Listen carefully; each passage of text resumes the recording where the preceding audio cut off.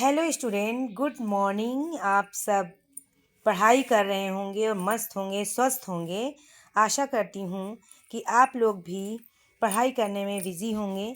इस समय बिहार स्टेट का एग्ज़ाम होने वाला है जो 12 नवंबर को है, जिसके लिए मैं आप लोगों के लिए सीरीज़ स्टार्ट करी हूँ जो आप लोगों के लिए बहुत हेल्पफुल होगा बिहार स्टेट में। इसलिए बिहार स्टेट को मद्देनज़र रखते हुए मैं ये स्टार्ट करी हूँ सीरीज़ जो आप लोगों के लिए बहुत इम्पॉर्टेंट है। इसलिए आप लोग इस सीरीज़ को देखकर फ़ायदा उठाइए और अपने बिहार स्टेट में सफलता प्राप्त करने के लिए मेरी इस वीडियो को ज़रूर देखिए। और अगर मेरी वीडियो आपको चाहिए तो इसके लिए मेरे चैनल को सब्सक्राइब करिए। मेरा channel explore socio for you में आपका बहुत बहुत स्वागत है। अब आप लोगों को अपने एग्ज़ाम की तैयारी के लिए विशेष महत्वपूर्ण क्वेश्चन के ऊपर फोकस करना होगा। समय बर्बाद ना करते हुए आप लोगों को अपनी पढ़ाई जारी रखनी चाहिए। अपने को मजबूत करिए। खुद को मजबूत तभी कर सकते हैं जब आप अपनी पढ़ाई को कंटिन्यू करते रहें। आइए अब हम चलते हैं आपके क्वेश्चंस पर। निम्नलिखित समाजशास्त्रियों में कौन सा एक स्वरूपात्मक संप्रदाय का अधिवक्ता नहीं है? वो है हाब हाउस। आप जानते हैं हाब हाउस समन्वयात्मक संप्रदाय के प्रवर्तक हैं। इसी तरह से निम्नलिखित में से कौन से समाजशास्त्र के विषय वस्तु का विभाजन दुर्खिम ने किया है? आप जानते हैं सामाजिक स्वरूप शास्त्र, सामाजिक शरीर शास्त्र और सामान्य समाजशास्त्र की बात इमाइल दुर्खिम करते हैं। इसी तरह से अब देखें अगला क्वेश्चन। समाजशास्त्र में सामाजिक तथ्यों के अध्ययन पर किसने बल दिया? आप जानते हैं इमाइल दुर्खिम। इमाइल दुर्खिम ने सामूहिक प्रतिनिधान, सामाजिक तथ्य, सामाजिक चेतना की बात की है। उन्होंने अनेक तरह की अवधारणाएं दी हैं। आत्महत्या का सिद्धांत उन्होंने दिया है। Division of labour in society यानी कि श्रम विभाजन किस तरह से होता है ये भी बताया है। विचलन की सर्वप्रथम बात दुर्खिम ने की है। दुर्खिम ही प्रथम समाजशास्त्री थे जिन्होंने समाजशास्त्र को एक विद्यालय स्तर पर पढ़ाने का सुझाव दिया और ये प्रथम प्रोफेसर थे जिन्होंने समाजशास्त्र को विद्यालय स्तर पर पढ़ाया। जबकि शिकागो स्कूल के 1876 ईस्वी में समनर ने शिकागो स्कूल के माने जाने हैं समनर। जबकि आप देखें कि 1876 में समनर ने येल विश्वविद्यालय में, अमेरिका के येल विश्वविद्यालय में प्रथम शिक्षक समनर को माना जाता है। ठीक है, अब आइए अगले क्वेश्चन को। किसने कहा है एक सीमित क्षेत्र में सामाजिक जीवन के संपूर्ण संगठन को समुदाय कहते हैं? ऐसा कहा है आगबन और निम्काफ ने। सीमित क्षेत्र में सामाजिक जीवन के संपूर्ण संगठन को। निम्नलिखित में कौन सी एक लघु संप्रदाय की विशेषता नहीं है? आप जानते हैं लघु संप्रदाय की विशेषता है लघुता, विशिष्टता, समरूपता और आत्मनिर्भरता। लेकिन द्वितीयक व्यवसाय इसकी विशेषता नहीं है। लघु समुदाय शब्द दिया था रॉबर्ट रेडफील्ड ने। रॉबर्ट रेडफील्ड ने ही सामाजिक कृषक समुदाय का अवधारणा उन्होंने दी है जिसे लघु समुदाय की विशेषता के रूप में जाना जाता है। कृषक समुदाय की सर्वप्रथम व्याख्या रॉबर्ट रेडफील्ड ने की है जो अमेरिका के रहने वाले थे। अब अगला क्वेश्चन देखें आप। लघु समुदाय की अवधारणा किसने दी है? रॉबर्ट रेडफील्ड ने। किसने कहा है हम समितियों के सदस्य होते हैं, संस्थाओं के नहीं? मैकर्न पेज ने कहा है। निम्नलिखित में से कौन सी एक संस्था की विशेषता नहीं है? वो है व्यक्तियों का समूह। संस्था है अधिक स्थायित्व, सुस्पष्ट उद्देश्य और प्रतीक। किंसले डेविस के अनुसार प्राथमिक समूह की निम्नलिखित विशेषताओं में कौन सी आवश्यक है? जो है शारीरिक समीपता है, दूसरा है समूह का लघु आकार, तीसरा है निश्चित क्षेत्र लेकिन वैयक्तिक संबंध नहीं है। ठीक, अगला क्वेश्चन है संस्कृति पर्यावरण का मानव निर्मित भाग है, हर्स्कोविट्ज का है। लिखित में से कौन सा कथन सत्य है? समुदाय मूर्त है जबकि समाज अमूर्त है, ये सत्य कथन है। मनुष्य सीखे हुए व्यवहार को कहते हैं संस्कृति। आप इसको टिक कर लीजिएगा।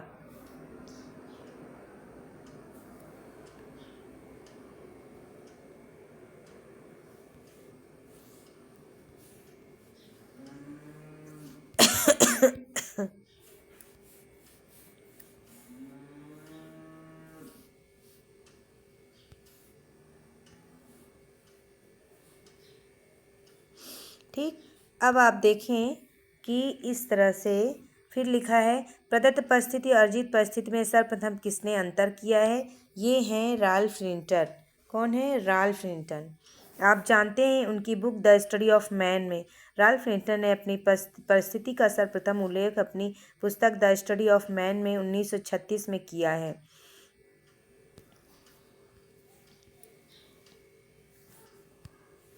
फिर देखिए किसने सामाजिक समूह का वर्गीकरण उदग्र और क्षैतिज में किया है? वो है मिलर।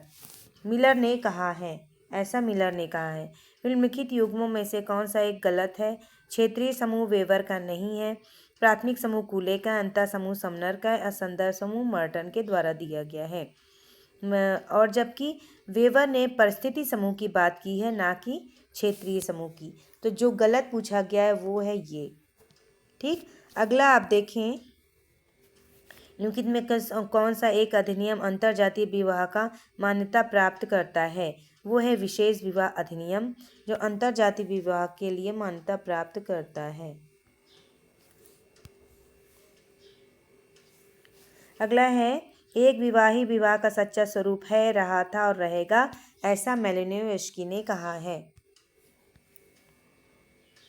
अगला क्वेश्चन, यौन साम्यवाद को परिवार की उत्पत्ति का कारण किसने माना है? वो है मॉर्गन ने माना है।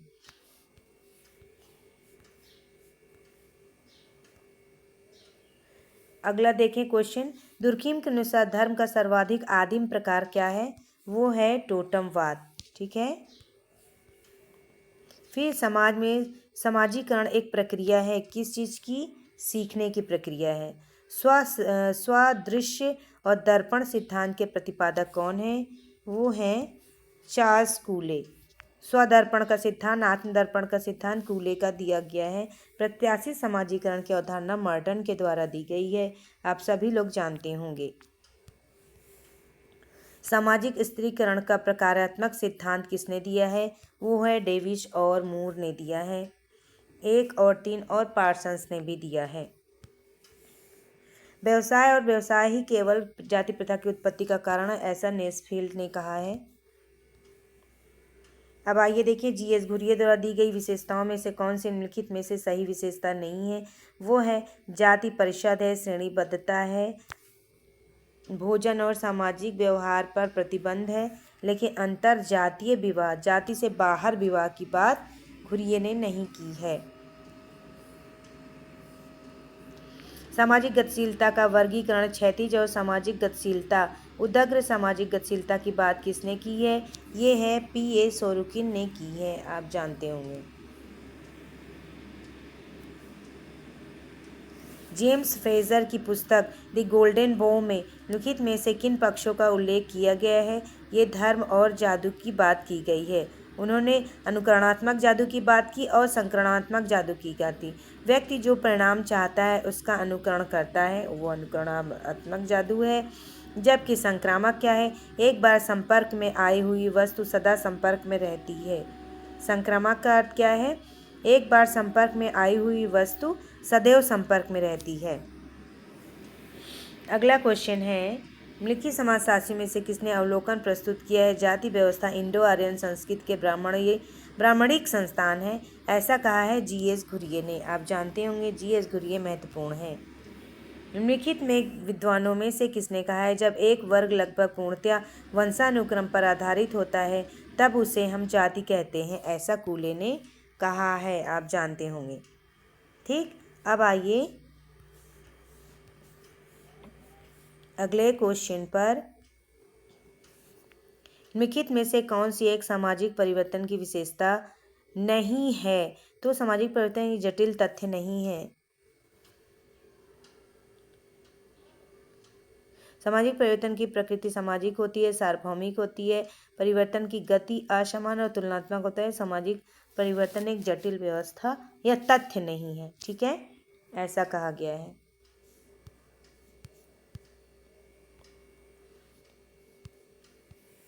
अगले क्वेश्चन पर चलते हैं, निम्नलिखित में से कौन सी सामाजिक प्रगति की विशेषता है? सामाजिक प्रगति किसे कहते हैं? जिसमें इच्छित लक्ष्य होना चाहिए, मूल्य से निर्धारित होना चाहिए, केवल मनुष्य से संबंधित होना चाहिए, यानी ये सभी होना चाहिए।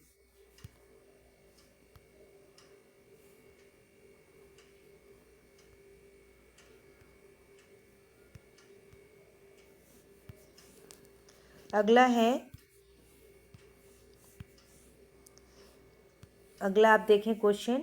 मिचेल से सामाजिक विकास के कितने मापदंडों का उल्लेख किया? उन्होंने 6 बताया है। नंबर 1, अशिक्षा से सार्वभौमिक शिक्षा की ओर स्थानांतरण।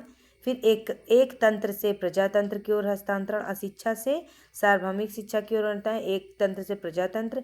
कानून के समक्ष सभी की समानता। राष्ट्रीय प्रभुसत्ता में वृद्धि। धन का केंद्रीकरण और न्यायपूर्ण वितरण। स्त्रियों की स्थिति में परिवर्तन। किसने समाज के उद्विकास की जंगली, असभ्य और सभ्य अवस्थाओं का वर्णन किया है?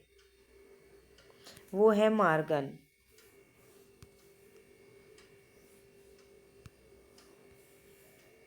निम्नलिखित में से कौन सी सामाजिक प्रगति की सहायक दशा है? वो है शिक्षा का उच्च स्तर होना चाहिए, प्रौद्योगिकी विज्ञान प्रगति होनी चाहिए, अनुकूलन और भौगोलिक पर्यावरण होना चाहिए और सभी होना चाहिए। ये डी होगा आंसर, इसका आंसर डी होगा।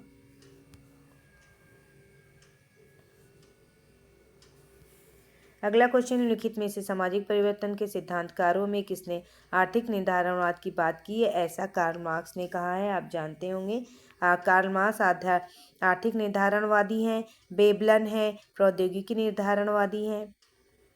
सोरोकिन है सांस्कृतिक निर्धारणवादी हैं। किसी वस्तु की संरचना उसके अंगों में पाए जाने वाले अपेक्षाकृत स्थायी अंतर संबंधों को कहते हैं, ऐसा कहा है जॉनसन ने।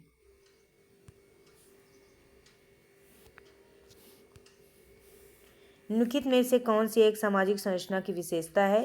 वह अंतर संबंधित संस्थाओं समूहों की क्रमबद्धता है। Structure and function in primitive society book किसकी है? आप जानते हैं रेडक्लिफ ब्राउन। वेरी इंपॉर्टेंट है। ये किसी भी सिलेबस में नहीं होते हैं, लेकिन नहीं होकर भी सभी सिलेबस में इनका जिक्र होता है। कितने से कौन सा संरचनात्मक प्रकार वेदता है? वह है पार्सन्स। सामाजिक संरचना का प्रकारवादी दृष्टिकोण सबसे पहले किसने व्यक्त किया? आप जानते हैं ये हर्बर्ट स्पेंसर का है। फिर लिखें, प्रकार्यात्मक सिद्धांत में प्रकट और प्रकट प्रकारों की बात किसने की है? वो है आर.के. मर्टन, आप जानते होंगे। बच्चों, इसी तरह का वीडियो प्राप्त करने के लिए, अच्छे क्वेश्चन प्राप्त करने के लिए आप मेरे चैनल को सब्सक्राइब करिए और मेरी वीडियो आपको अच्छी लगे तो मेरी वीडियो को शेयर भी करिए। जाते जाते मेरी वीडियो को लाइक ज़रूर कर दीजिए। मेरी वीडियो आप लोगों तक पहुँचे इसलिए सब्सक्राइब ज़रूर करिएगा। आपका मेरे चैनल पर आने के लिए थैंक यू सो मच बच्चों। आप स्वस्थ रहिए, मस्त रहिए और हंसते रहिए और अपने एग्ज़ाम और अपने सफलता को प्राप्त करते रहिए। इसी तरह के वीडियो लाने के लिए आप लोग मेरे चैनल को सब्सक्राइब भी करिए। आपका मेरे चैनल पर आने के लिए थैंक यू सो मच।